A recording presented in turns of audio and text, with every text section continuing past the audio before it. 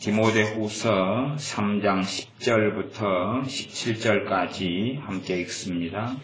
나의 교훈과 행실과 의향과 믿음과 오래 참음과 사랑과 인내와 핍박과 고난과 또한 안디옥과 이고니온과 루스드라에서 당한 일과 어떠한 핍박받은 것을 내가 과연 보고 알았거니와 주께서 이 모든 것 가운데서 나를 건지셨느니라.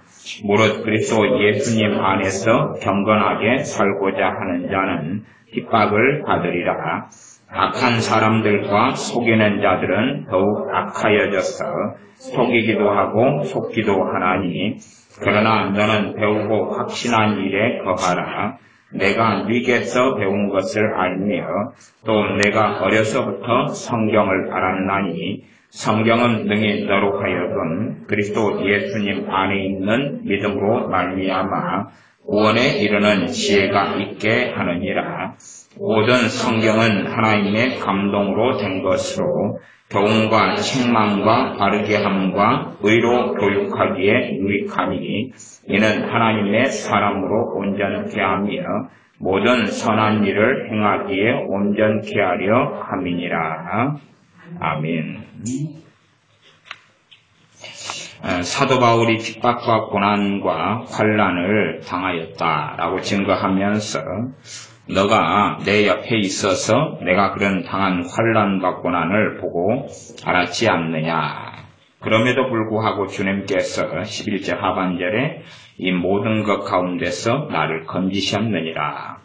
무릇 그리스도 예수님 안에서 경건하게 살고자 하는 자는 핍박을 받으리라. 예수님 안에서 바르게 살려고 하는 사람들은 핍박이 있다. 가장 기본적인 핍박은 아마 가족관계에서 일어날 수밖에 없다 하는 것을 주님께서는 증거하고 계셨습니다. 13절, 악한 사람들과 속이는 자들은 더욱 악하여져서 속이기도 하고 속기도 하나니, 그러나 너는 배우고 확신한 일에 거하라. 내가 네게서 배운 것을 알며. 3장 13절에 악한 사람들과 속이는 자들은 더욱 악하여져서 속이기도 하고 속기도 한다. 이것은 단지 세상에서 벌어지는 일을 이야기하는 것만이 아니라 교회 안에서 혹은 나아가 믿는 사람들이라고 하는 사람들 가운데서 벌어지는 일을 이야기하고 있습니다. 왜 그러냐 그러면 그에 대한 내용은 디모데후서 3장 1절부터 9절까지를 보면 알 수가 있습니다. 그러면서 말세에 고통하는 때가 이르는데 사람들이 이렇게 한다. 그러면서 3장 5절에 결론적으로 가면 경건의 모양은 있으나 경건의 능력은 부인하는 자니 이 같은 자들에게서 너가 돌아서라. 모양만 있고 실상은 경건의 능력이 없다. 그런 삶을 사는 거죠. 경건에 속한 것들은 참 많이 있습니다. 그 가운데 기본적인 것이 기도. 기도는 많이 한다. 그러나 기도에 응답은 없다. 그리고 하나님 말씀이 경건에 속한 겁니다. 말씀은 많이 보고 읽는데 말씀을 통하여 주님을 닮아가지도 않고 말씀의 능력도 없다. 말씀의 역사가 나타나지도 않는다. 찬양은 많이 합니다. 그러나 찬양을 통해 하나님 가까워지기보다 더 감성적으로 변해갈 뿐이고 혼자 자기 만족 속에 들어간다. 예배는 많이 드린다. 예배가 경건에 속한 겁니다. 그러나 예배를 많이 드리지만 또 예배를 많이 드리는 신앙 연수가 더해져 가지만 하나님을 아는 것과는 별로 상관이 없다. 하나님께 기도하지만 열매 맺지 못한다. 또 경건은 하나님 앞에서 살아나가는 삶을 근본적으로 이야기합니다. 그럼 내가 하나님 앞에 살아나가는 믿음의 삶을 걸어가면 하나님의 살아계심이 내 삶 속에, 내 가정, 직장, 내 생활, 대인관계, 내 인생의 여정 속에 뚜렷하게 보이고 나타나져야 되는 게 맞다는 이야기지요. 그게 경건의 능력입니다. 그런데 그런 것이 없다는 거예요. 하나님은 허구 세계 속에서 또 머나먼 우주 밖에나 계시는 하나님일 뿐이고 신앙생활 속에서 하나님의 살아계심이 나타나는 게 경건의 능력인데 그런 것이 없다는 이야기입니다. 이런 것들을 경건의 능력은 부인한다. 실제적으로 경건의 능력이 나타나지 않는 사람들이지요.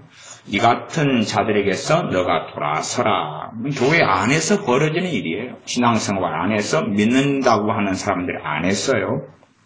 이런 안에서 3장 13절이 악한 사람들과 속이는 자들은 더욱 악하여져서 속이기도 하고 속기도 한다. 그러나 14절 너는 배우고 확신한 일에 거하라. 내가 네게서 배운 것을 알며 너는 배우고 확신한 일에 거하라. 하나님 말씀을 배우고 하나님 말씀을 통하여 확신이 생기는 거예요. 말씀이 깨달아지고 말씀을 통한 믿음이 생겨나고 믿음의 결과가 확신으로 오는 거죠. 말씀을 통하여 성령님의 역사하심이 있어서 확신이 있는데 그 확신한 일 안에 거해야 한다. 다시 3장 6절로 넘어가면 저희 중에 나무집에 가만히 들어가 어리석은 여자를 유인하는 자들이 있으니 그 여자는 죄를 중히 지고 여러 가지 욕심에 끌림바 되어 항상 배우나 마침내 진리의 지식에 이를 수 없느니라. 항상 뭘 배워요? 말씀을 배운다고 말. 항상 성경을 배워요. 배우지만 진리의 지식에 이르지 못해. 그 성경을 배우지만 성령님께서 말씀 속에 역사하시질 않아.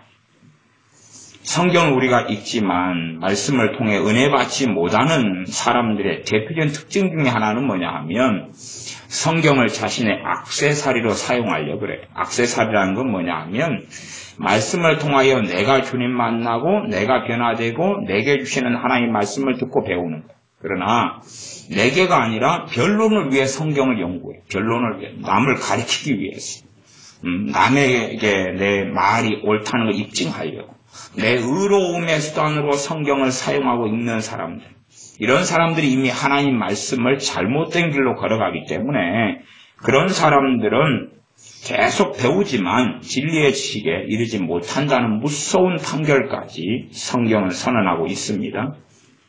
8절 얀네와 얀브레가 모세를 대적한 것 같이 저희도 진리를 대적하니.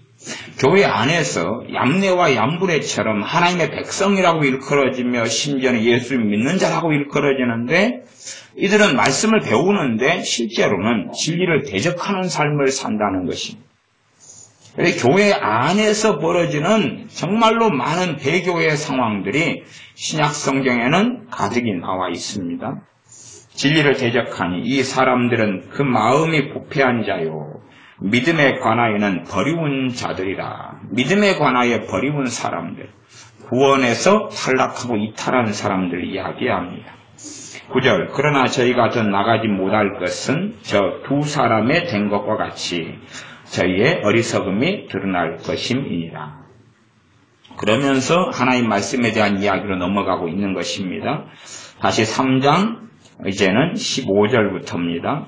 또 너가 어려서부터 성경을 알았나니 성경은 능히 너로 하여금 그리스도 예수님 안에 있는 믿음으로 말미암아 구원에 이르는 지혜가 있게 하느니라. 모든 성경은 하나님의 감동으로 된 것으로 교훈과 책망과 바르게 함과 의로 교육하기에 유익하니 이는 하나님의 사람으로 온전케 하며 모든 선한 일을 행하기에 온전케 하려 함이니라. 하나님의 사람으로 온전케 되어지려면 뭐가 필요하다는 이야기입니까? 하나님의 말씀이 필요하다 그 말이에요. 예수를 믿는 사람들은 말씀의 사람이 돼야 되고 말씀을 사랑해야 돼요. 말씀을 사랑하지 않는 사람들은 예수님을 사랑하지 않는 거예요. 예수님을 사랑하지 않아요.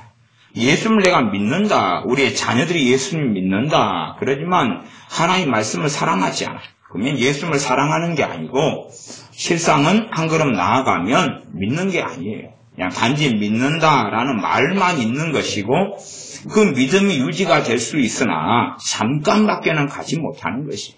하나님 말씀을 사랑해야 돼요. 말씀을 통하여 누가 변화되기 위해서 말씀을 읽고 묵상해야 합니까? 내가 변화되기 위하여, 내가 은혜 받기 위하여 하나님 말씀을 사랑해야 돼요.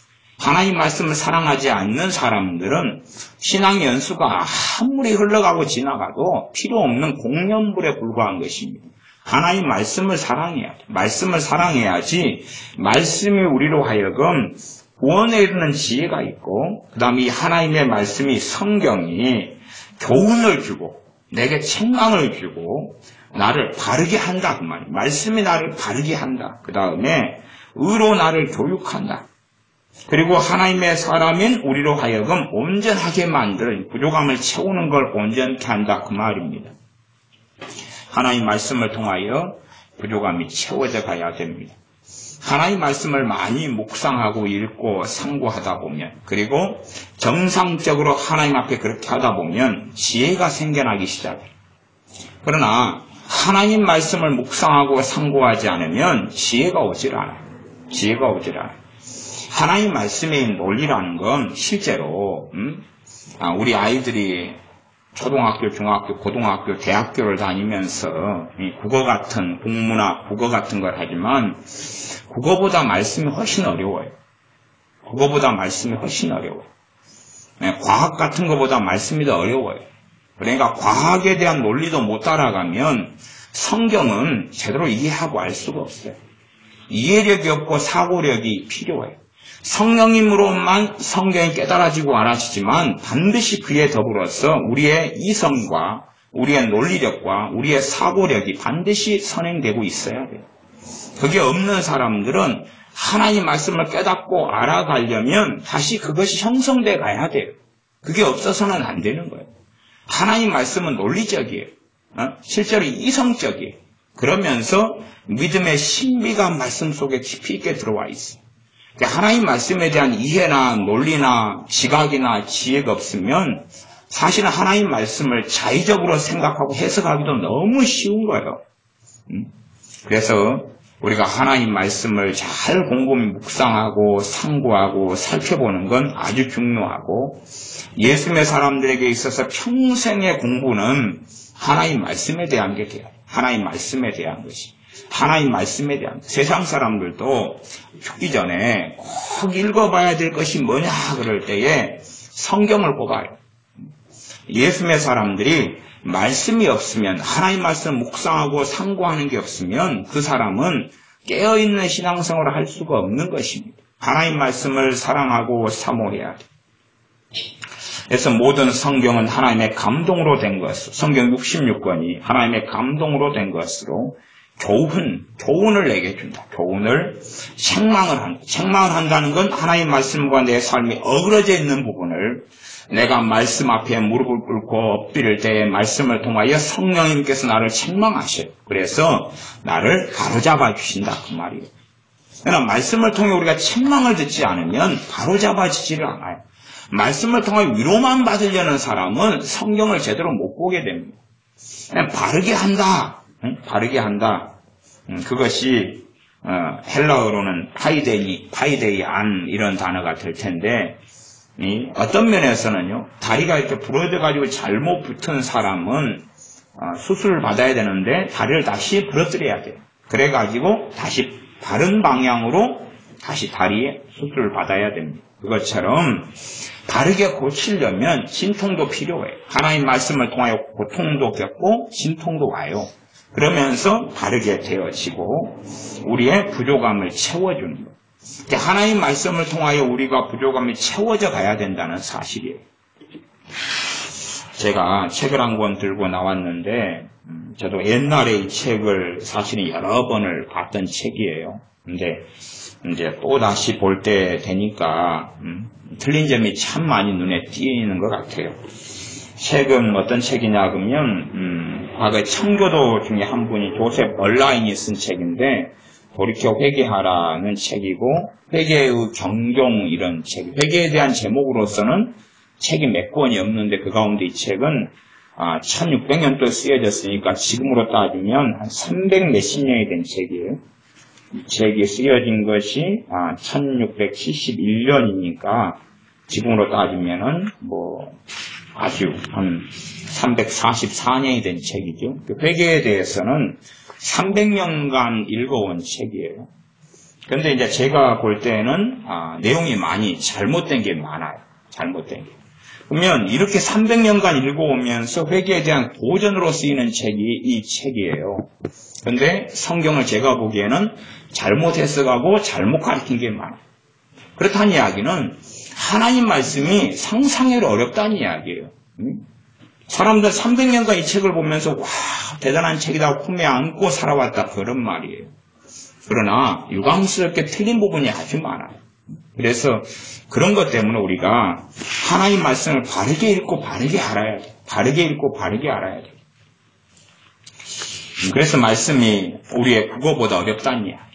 말씀이 어려워요. 그러니까 어려운데 시간을 투자하고 마음을 쏟고 무릎으로 성경을 읽고 연구하고 그럴 때만이 말씀으로 온전케 하는 거예요. 하나님 말씀을 날로 먹으려는 사람들이 있어요. 하나님 말씀은 쉬울 거라고 생각하고 하나님 말씀은 절대 쉽지 않습니다.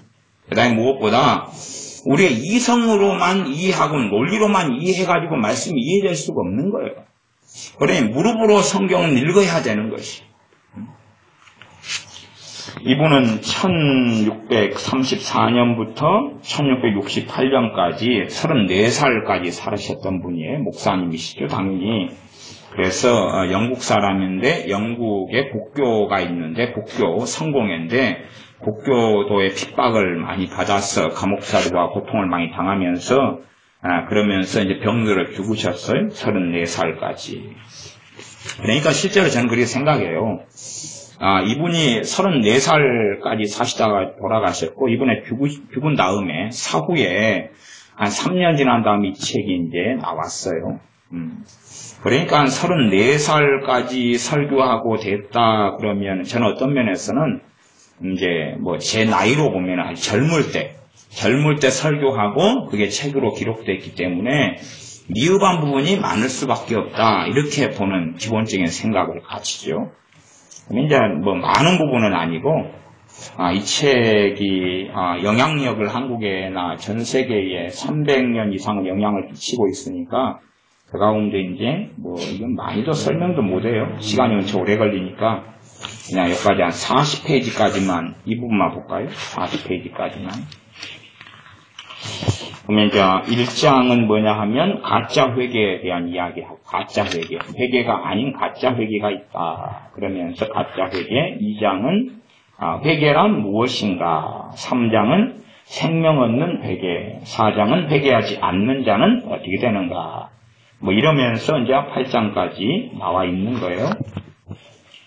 그래서 1장이 시작되는 게 19페이지니까 19페이지에 보면 기독교를 믿는다는 고백이 회개는 아니다. 그러면서 이제 회개에 대한 이야기를 설명하고 있는데 그 가운데 이제 진정한 회개를 믿는 사람은 해야 된다. 이런 입장에 출발하는 거죠. 당연한 이야기, 옳은 이야기. 회개에 대한 책이 별로 없으니까 이게 고전으로 인정받는 책입니다. 그러면 이제 이분이 가지고 있는 회개의 개념이 사실은 있어요. 개념이 이제 문제가 되는 거죠. 어떤 개념을 가질 것이냐의 문제. 이게 회개라는 단어는 있는데 성경에서 그에 대한 개념 정의를 하고 있질 않아요. 사랑이 있으면 사랑에 대한 개념 정의가 없어요. 개념 정의를 하면 안 돼요, 그게. 믿음이 있어요. 믿음에 대한 개념 정의가 성경에 없어요. 히브리서 11장 1절도 개념 정의가 아니에요. 개념 정의를 해버리면 심각한 오류가 생기기 시작해요. 부부간의 사랑에 대한 개념 정의를 해버리면 어찌 되는 거예요? 이제 잘못돼버리는 거예요. 우정에 대한 개념 정의를 해버려요. 뭐가 우정이다? 그거 외에는 우정이 아닌 거죠. 그러니까 심각한 오류가 생기고 말아요. 정의를 내릴 때 되면 정말로 조심을 해야 돼요. 어떤 개념, 이건 무슨 뜻이다 하려면은 여러분이 하면 사랑은 다 하고 살지요. 애들 사랑하지요. 그러면 자녀 사랑은 뭐다라고 정의를 한번 내려보세요. 그거 한번 정의를 내려주세요. 사랑 안 하는 사람 없잖아요. 아니면 연애란 무엇이다. 이 정도는 조금 쉬울 것 같아요. 또 정의를 한번 내려주세요. 아니 부부간의 사랑은 뭐가 사랑이다라고 정의를 내려주세요. 그것보다 덩치가 제일 큰 게 사랑이니까 사랑 밑에가 이제 부모 자식 간의 사랑, 연인과의 사랑, 부부간의 사랑, 친구 간의 사랑, 우정, 별게 다 들어가 있으니까 가장 꼭대기에 있는 사랑이 정의가 안 내려져요. 마찬가지로 믿음에 대한 이야기도 제가 이야기를 계속 해왔었습니다. 회개라는 것도 마찬가지예요. 회개도 그렇게 정의를 낼 수 있는 문제가 아니에요. 쉬운 게 아니에요. 이게 자기가 자기 스타일로 정의를 내린 다음에는 이제 성경이 왜곡되기 시작하는 거예요. 성경이 왜곡되기 시작. 이게 참 무서운 문제라고 제가 이야기해 왔어요. 예를 들어 20페이지에 저자는 그렇게 이야기해요. 아나니아와 삽비라 그리고 마술사 시몬도 다른 사람들처럼 세례를 받았다. 그러나 세례받았다고 실제로 거듭난다고 착각하지만 세례받는다고 거듭난 건 아니다. 이렇게 이야기를 해요. 이게 말하자면 아나니아와 삽비라는 회개한 사람이 아니다. 그 말이에요. 저자 이야기는. 그 다음에 마술사 시몬도 회개한 사람이 아니다. 그러니까 마술사 시몬이 회개한 사람일까요? 아니, 회개한 사람일까요? 안 한 사람일까요? 예, 말하자면 이 저자는 이제 굉장히 행위구원론에 근접해 있는 회개를 다루어요. 사실은 이게 말하자면 구원을 받으려면 회개를 해야지 구원받는다는 거예요. 회개하고 믿어야지 구원받는다는 개념을 가지고 있어요. 회개가 전제되고 그 다음에 믿어야 돼요. 회개하고 믿어야지, 회개하고 주 예수를 믿으라 그랬잖아요, 말씀이. 회개를 해야 되는 거예요. 회개해야지 구원받아요. 회개해야지 구원받는데 저자 말은 아나니아 삽비라는 회개한 사람이 아니라는 거예요. 그리고 마술사 시몬도 회개한 사람이 아니라는 거예요. 이게 그런 논리를 가져요. 마술사 시몬에 대해서 성경에 뭐라고 나왔냐 그러면 그는 믿었다고 나와요. 예수님을 믿었다고 성경에 기록됐다고 말이에요. 그냥 세례를 이야기한 것보다도 믿고 세례를 받았다 그렇게 되어 있어요. 그 다음에 마술사 시몬이 배교를 한 거예요. 배교를 한 거예요. 그러니까 이 저자는 회개의 문제를 가지고 모든 걸 끌고 들어간 거예요. 어떤 회개냐 그러면 결과적인 회개. 결과적인 회개를 가지고 가가지고 이러한 사람들, 성경의 사건들을 이렇게 막 뒤틀기 시작한 거예요. 그런 이야기인데, 그래서 이제, 예를 들어, 22페이지 보면, 뭐라고 돼 있냐, 그러면, 이런 사람들은 비록 세례 받을 때에 중생의 은혜를 받았지만, 그 후에 타락했기 때문에 다시 중생해야 된다. 그렇지 않으면 구원받을 수 없다. 이런 이야기를 하는 사람들이 있는데 이런 주장을 하는 사람이 있다면 나는 절대 인정할 수 없고 다음과 같이 반론하겠다. 그러면서 사람이 두 번 중생한다는 것은 논리적으로 불합리하다. 사람 육체로 두 번 태어날 수 없는 것처럼 영적으로도 두 번 태어나는 건 불가능하다. 이게 저자는 어떤 사람이 거듭나는 건 단 한 번밖에 가능하지 않다 그래요. 무슨 말이냐 그러면 설명해도 논리적으로 이해가 어렵죠.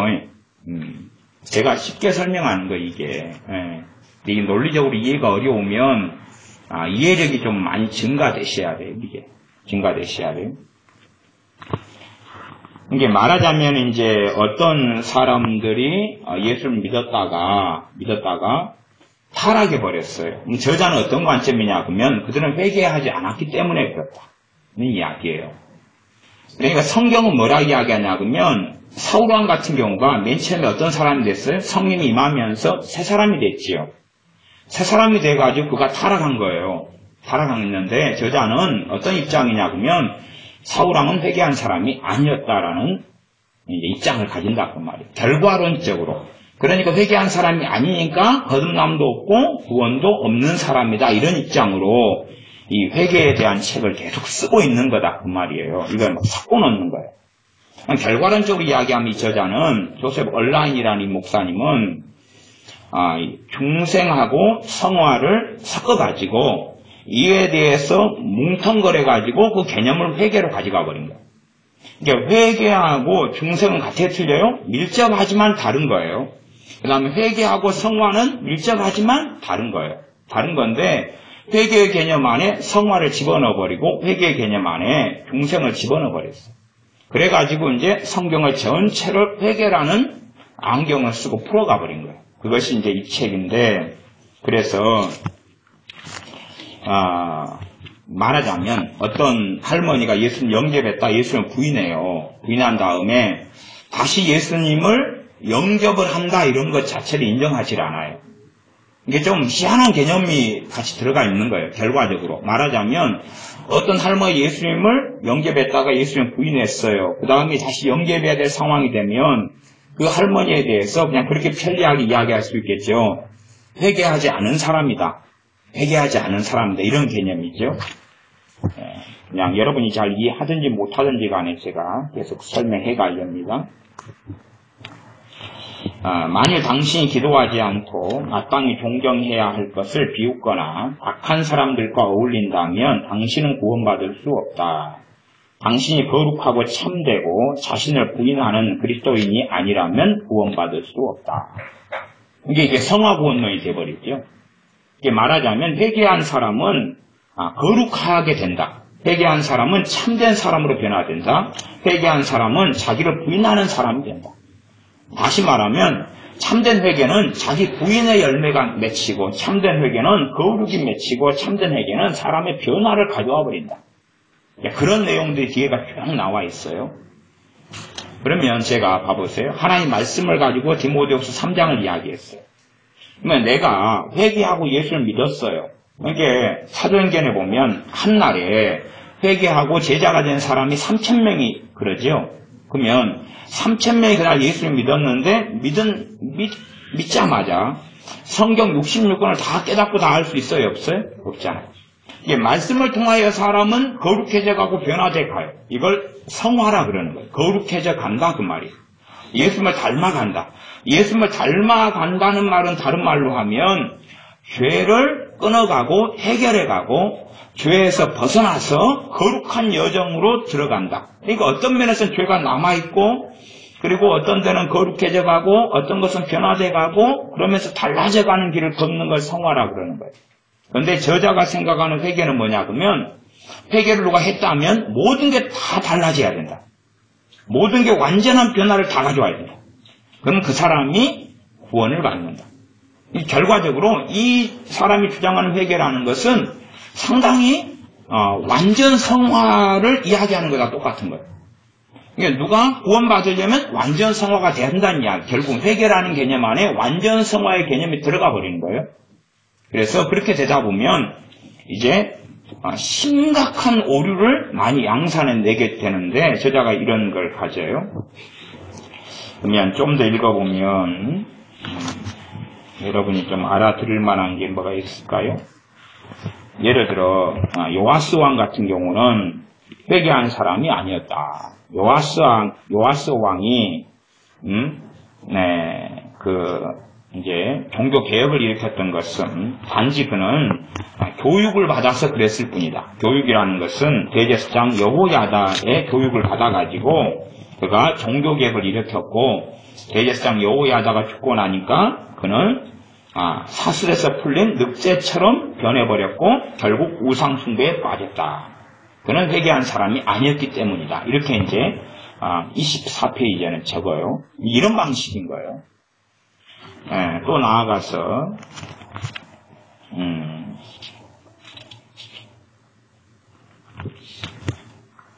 어떤 사람들은 방탕한 삶을 청산하고 악한 친구들을 멀리하고 욕망을 극복하고 근신하면서 예의 바른 생활을 한다고 해서 자신이 회개했다고 착각한다.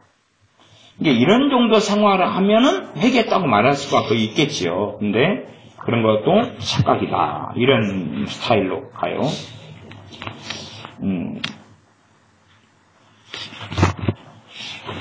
여러분이 듣기 힘드시니까 제가 회개 정의로 내려갈게요. 2장 이것이 회개이다 해서 31페이지에 보면 회개는 마음과 생활의 철저한 변화이다. 정리가 됐어요. 그러니까 3,000명 그들이 회개하고 주 예수를 믿으라 그럴 때 그 말씀을 듣자마자 바로 예수를 믿었죠.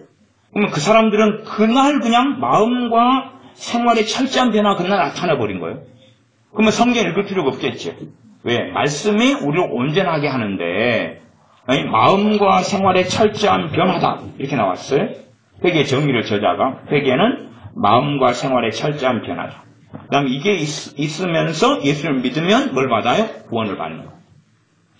그러니까 저자가 굉장히 지금 이상한 근데 이 책이 300년 동안 기독교에서 고전으로 지금까지 쓰이고 있는 거예요. 344년인가요? 지금 내려왔던 시간이. 그리고 이런 책이 참 중요하게 생각되니까 점점 더 많은 출판사에서 다른 제목으로 계속 번역하고 있는 책이에요. 그만큼 성경 이해하기 어렵다 그 말이에요. 하나님 말씀을 자의적으로 마음대로 해석하기가 너무 쉽다 그 말이에요. 자기 인간적인 생각으로 이것저것 또 자기의 경험을 가지고 이것저것 섞어버리기가 너무 좋다고 말이에요. 그러니까 하나님 말씀을 정말로 기도하면서 묵상하고 하나님 말씀에서 내가 은혜를 받아야 되고 하나님 말씀이 나를 변화시키는 근원적인 거예요. 근원적인 거. 그러나 저자는 하나님 말씀을 이렇게 전하고 또 설교하고 책으로 결국은 책으로 나왔어도 이런 문제가 생기고 말아요. 32페이지 보면 32페이지 회개는 죽은 자의 상태에서 다시 사는 것이며 새로운 창조이다. 전능하신 분의 능력으로 이루어지는 일이다. 그러면 회개는 죽은 자의 상태에서 다시 사는 것이다. 그러면 그 무엇의 정의지요? 새로운 창조이다. 무엇에 대한 정의인가요? 중생이잖아요. 거듭남이잖아요. 거듭남이 새로운 창조란 말이에요. 새롭게 태어나는 거지요. 이게 저자는 지금 거듭남의 이야기는 거듭남을 누가 시키는 거예요?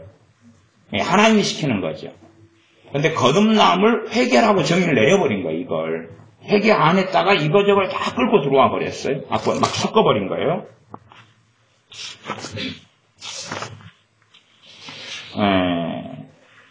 37페이지 보면 회개는 자기의 모든 몸과 능력과 마음에서 일어나야 된다. 지금 저자가 계속 반복하는 이야기는 회개하지 않으면 구원받지 못 받는다 그 말이에요. 회개해야지만이 구원받으니까 반드시 회개해야 된다. 그러면서 가짜 회개가 뭐고 진짜 회개가 뭐고 그걸 설명하는 거예요. 그러니까 회개하지 않으면 절대 구원받지 못한다 그러면서 성경을 많이 증거를 했어요. 근거 구절로 대면서. 그러면서 회개에 대해서 결국은 개념의 문제죠. 이제 회개해야지 구원받으니까 회개가 뭐냐가 문제가 되는 거예요. 회개가 무엇인가를 저자가 이야기하고 있는 거예요. 지금 회개는 자기의 모든 몸과 능력과 마음에서 일어나야 된다. 그러면서 우리는 회개가 전인을 변화시킨다는 사실에 특히 주목해야 된다.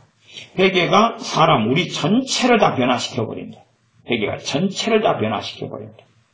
그러면 로마 교회 같은 로마서 같은데 너희가 마음과 생각의 변화를 받으라는 말씀 할 필요가 있어요? 없어요? 없지요. 왜? 로마 교회는 회개하는 교회고 믿은 교회니까. 교회에 쓰여진 서신에는 그렇게 이야기할 필요가 없는 거예요. 왜? 이미 회개했으니까. 그러니까 회개는 주로 누구에게 요구하냐 그러면 교회에게 요구해요. 믿는 사람에게 요구하는 거예요. 그러니까 여러분 회개는 단회적인 면이 있어요. 그러나 회개는 본질적으로 연속적이고 과정적이에요. 다시요. 회개는 단회적인 것이 있어요. 단회적인 요소가 있으나 본질적으로 회개는 계속 되어져 가는 거예요. 왜? 성화를 이루는 게 뭐죠? 회개예요.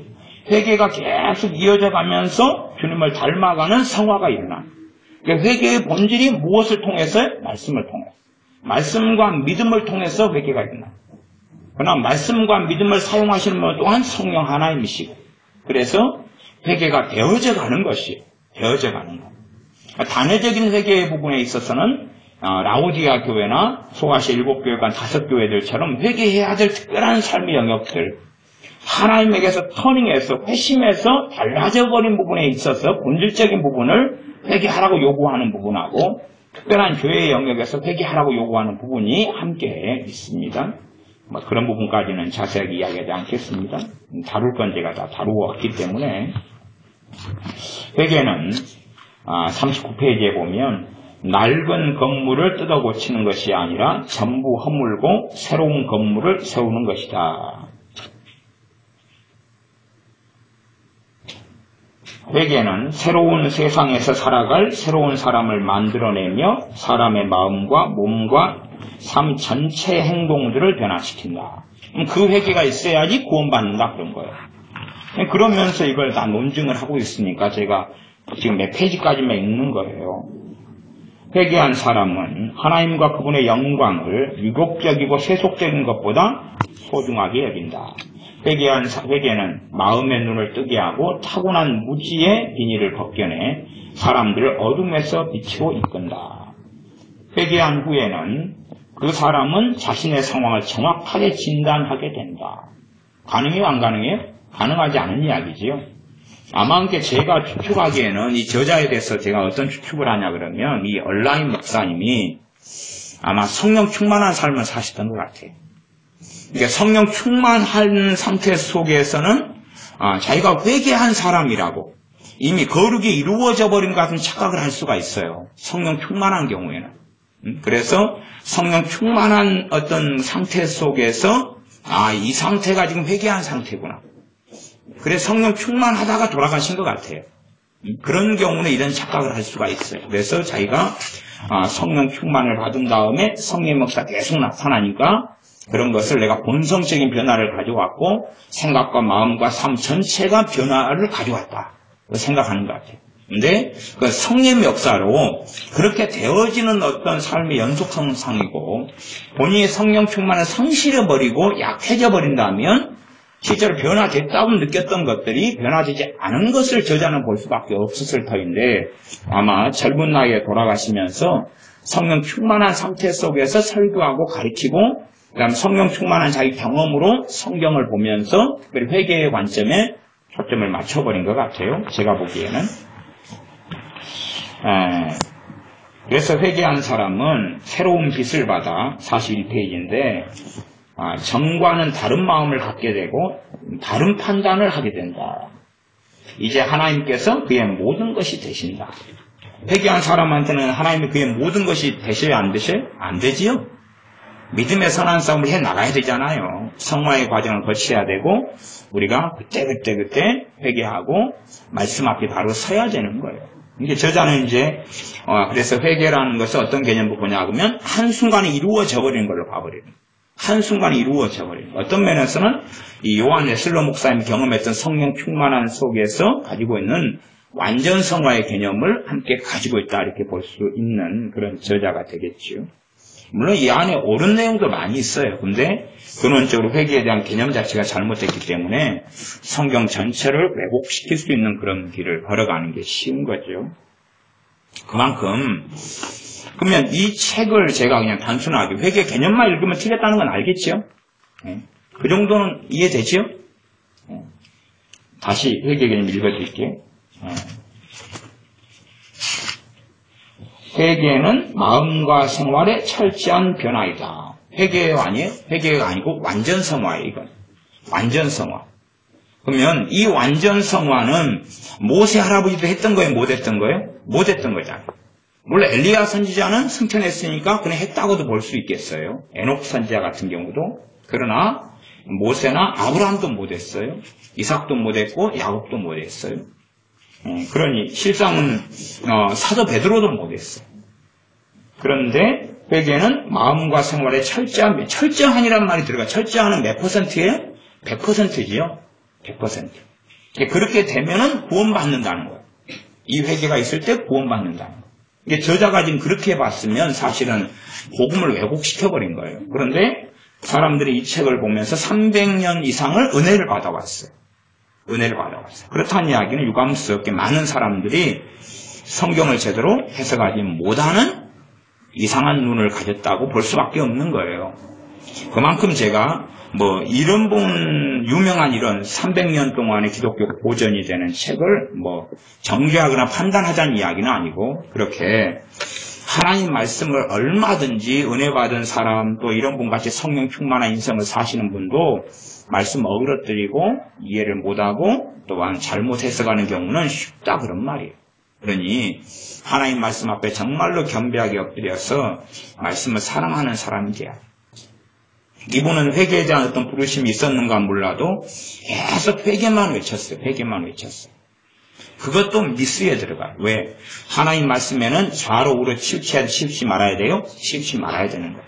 그러니까 성경은 회개만 외치는 부분이 있지는 않아요. 그런 부분이 있고 또 다른 부분이 또 있고 또 다른 부분이 있고 또 다른 주제가 있고 또 다른 부분이 있어요. 그러니까 하나에 몰두해 버리면 성경을 전체를 해결하는 주제 속에 저자는 집어넣어 버리고 만 거예요. 그러니까 결국은 무조건적으로 왜곡할 수밖에 없는 일이 되고 말지요. 하나님 말씀에 좌우로 치우치지 않고 하나님 말씀이 우리로 하여금 믿음으로 말미암아 구원에 이르는 지혜가 있게 하고 16절은 이 말씀이 우리에게 교훈을 주고 말씀을 통하여 책망을 하나님이 하시고 말씀을 통해 우리를 바르게 해주시고 또한 의로 교육이 된다 그 말이에요. 그리고 이 하나님 말씀이 우리로 하여금 온전하게 해준다. 모든 선한 일을 행하기에 온전하게 하려는 게 하나님 말씀이다. 그러니 예수님의 사람들은 하나님 말씀을 통하여 경건의 능력을 체험해야 됩니다. 그냥 성경을 단지 읽는 걸로 만족하지 말고 그건 경건의 모양은 있는 거예요. 유대인들이나 이스라엘 사람들은 지금도 성경을 이마에다가 이렇게 붙이고 다니기도 하고 팔목에 기호를 삼고 다니기도 해요. 또 성경을 암송하고 다니기도 하지만 경건의 모양은 있으나 경건의 능력은 없다는 거예요. 하나님 말씀에 살아있음을 체험하고 하나님 말씀이 나를 변화시키는 걸 체험하고 하나님 말씀을 통하여 성령이 역사하시고 죄를 깨우치시며 우리를 의롭게 만드시는 것을 체험하고 말씀의 은혜 속에 살아가는 사람만이 경건의 능력을 체험하고 살아가는 사람이에요. 그러나 하나님 말씀을 통한 은혜를 경험하지 못하는 사람들, 말씀을 통하여 성령님께서 역사하시지 않는 그런 사람들의 경우는 사실 경건의 능력을 누리지 못하는 사람들이고 이런 사람들은 자기를 살펴야 됩니다. 왜냐하면 하나님 말씀을 바르게 보지 않기 때문에 그냥 하나님께서는 공의로우시고 의로우셔요. 거룩하시고 또한 삼위의 하나님 되신 성령 하나님께서도 우리에게 진리의 길로 우리를 인도하시려고 하셨는데 그분께서도 공의로우시며 거룩하셔요. 그러니 우리가 바른 마음으로 하나님 말씀을 상고하고 묵상하면 누가 역사하셔요? 성령이 역사하셔요. 그러나 잘못된 마음으로 성경을 상고하고 읽는다면 성령이 역사하시지 않아요. 어떤 면에서 또 그렇게 이야기할 수도 있어요. 하나님 말씀하고 내가 잘못된 관계를 맺어왔어요. 그러면 말씀 읽는 시간이 마귀의 시간을 넘어가거든요. 말씀 읽는 시간이 마귀의 시간을 넘어가고 하나님 말씀과 나하고 맺은 관계가 죄가 많아요. 기도 때에 죄가 많아요. 기도의 시간은 누구에게 넘어가 버려요? 마귀에게 넘어가 버려요. 왜? 마귀에게 넘겨준 영역이 기도의 시간. 마귀에게 넘겨준 영역이 성경 읽는 시간. 사실 하나님 말씀은 위험하지 않아요. 하나님 말씀 읽으면서 신천지나 여호와의 증인이나 무수히 구원파나 무수히 많은 이단이 생겼어요. 그러나 하나님 말씀은 결코 위험하지 않아요. 왜냐하면 성령 하나님이 임하셨기 때문에 그래요. 예수 믿는 예수님의 사람들에게 성령님이 임하셨기 때문에 하나님 말씀은 절대 위험하지 않아요. 뻔한 이야기예요. 왜? 말씀을 통해서 주님을 알아가고 주님을 사랑해가고 주님이 원하신 길을 걸어가려는 사람들에게 성령님은 그들을 바른 길로 인도하시기 위하여 임하셨는데 왜 성경 읽는 게 위험한 거겠어요? 절대 위험하지 않아요. 그러나 위험하게 되는 사람들은 당연하게 마음 중심이 잘못되어 있고 잘못된 동기로 하나님 말씀을 접하며 교만함으로 말씀에 나아가는 사람들은 당연하게 그가 위험을 자초하는 사람이지. 3층, 5층 베란다 밖으로 나가서 떨어지는 사람하고 똑같은 것이에요. 그러나 바른 심성과 마음으로 말씀 앞에 엎드리는 사람은 정말로 하나님 말씀이 우리를 온전케 하며 하나님 말씀 우리를 바르게 하며 하나님 말씀 우리를 깨끗하게 하는 것을 경험하게 될 것입니다. 기도하겠습니다. 하나님 말씀은 우리에게 참으로 안전하며 하나님 말씀 우리에게 무엇보다 큰 선물과 은혜로 우리에게 주어진 것이오매 우리가 하나님 말씀을 이 귀한 선물을 무가치하게 만들어버리지 아니하고 또한 오히려 하나님 말씀을 혼잡하거나 더럽히게 만들어버린 사람이 아니라 하나님 말씀을 통하여 우리가 날마다 살아계신 하나님의 능력을 체험하게 하시며 말씀이 얼마나 보배 같음과 말씀을 통해 우리를 교훈하며 책망하시며 완전케 하시는 온전케 하시는 하나님의 은혜를 누려서 누구보다 하나님 말씀을 사랑하는 한 권 성경의 사람들이 우리가 되게 하여 주시옵소서. 예수님의 이름으로 기도하옵나이다. 아멘. 기도하겠습니다.